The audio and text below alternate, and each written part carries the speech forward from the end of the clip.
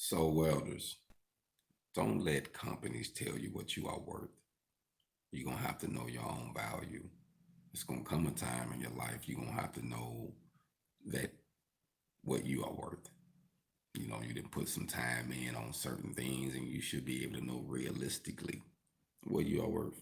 When it comes to percentages and hourly wages throughout America, and this is time clock, that's what I'm talking about. Like when you're working for someone, you need to know your value.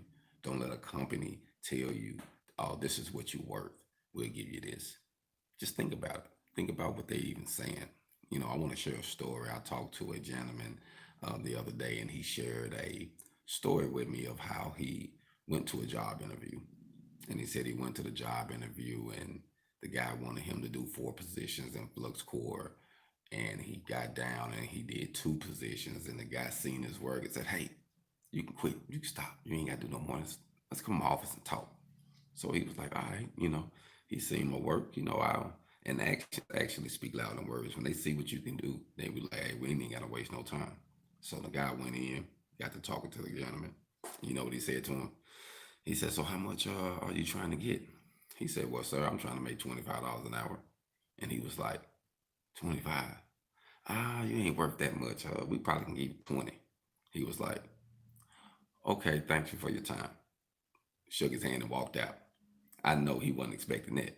But you know what I like about that situation is that this guy knew his value.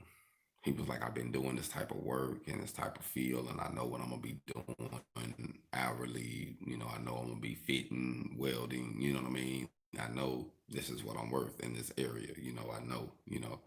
So it's good that he knew his value and he stood on it. But it was crazy how this company and this guy tried to tell him, "Oh no, you ain't worth that much." See, he could have said, "Well, we only offering this much right now at this present time. Work with me and let me see if I can, get that goal. I might can get you halfway there or something." You know what I mean? Instead of just telling the man, "I don't think you're worth that much." You know what I mean? I mean, just think of the audacity of that, of someone just telling you, "I don't think you worth." How did you know what I'm worth? The time I didn't put in, the BS I didn't put in on jobs, the sacrifices, because a lot of times, we get on jobs, we have to go that extra mile and make things happen, make it look right, make everything go right. You know what I mean? So, for someone to tell you, "Oh, I don't think you're worth that," man, to me, that's like a slap in the face. You know what I mean? That's disrespectful. And then come to find out later, the guy I've been thinking about starting, once you a point where you know your value, you can do it yourself. If you can work for a company, you can show up on time, you can do your job tasks, you can show up and show out, get the overtime. They always calling on you. They like your work ethics. You can do it for yourself.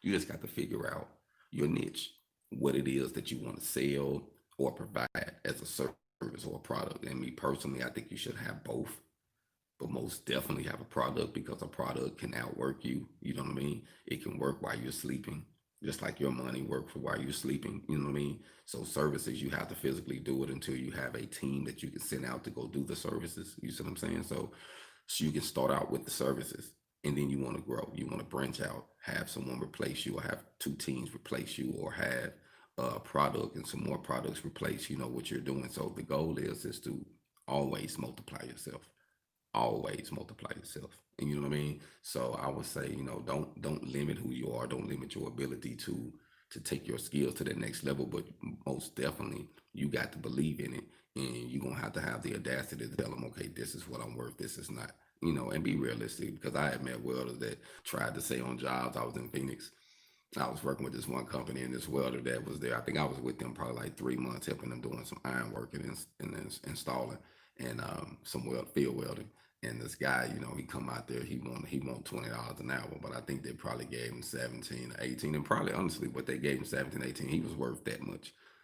He wasn't worth no $20 an hour, because all he wanted to do was burn a rod. Oh, he said, "Let me burn a rod." Well, what about setting this? He couldn't. He didn't want to set nothing. He don't want to level nothing. He don't want to line nothing out. He just want to burn when it's time to burn. It's more than that due to the job. To me, I think the more you have to offer, the better you can ask, as far as your hourly wages, because you have put the time in. Think about it. You know what I mean? You can do the installing, the fabricating. You can read the tape measure. You can look at it and say, nah, that's not right. And that's another good thing, you should be able to take pride in your work to know when something is not right. I think you should get to the point where the manager or the foreman don't have to come to you and say, man, that wall is leaning, or this is not right, or that well need to be cleaned up some so it don't have no birds on it to cut nobody if it's a situation like that. You know what I mean? So you should get to the point where you're comfortable. If they have to come tell you, you just train yourself. Think about that. You know what I mean? Train yourself. I had one of my partners out of Alabama, man, one of my hog on members. He was telling me about some friends or family members of his that got laid off from the shipyard, and they was been doing it for years, and they sit around like they ain't got nothing to do. Like, man, what am I gonna do now? What am I gonna do? I'm laid off. And he was like, haven't you been welding for 20 years? Is that the only thing you can't figure out? Nothing to do for yourself? Nothing? You know, I think sometimes we just don't think outside of the box, man. We don't utilize the jobs. We don't utilize the situations that we're in. And I feel like we're gonna have to do that if we want to get ourselves to the next hunt. Like literally, we gonna have to do that. And so prices and what you're worth and the time you put in and stand on it. Some doors might get closed. It's okay. Keep knocking. Because remember this, you was looking for a job when you was knocking on that door. Hold on.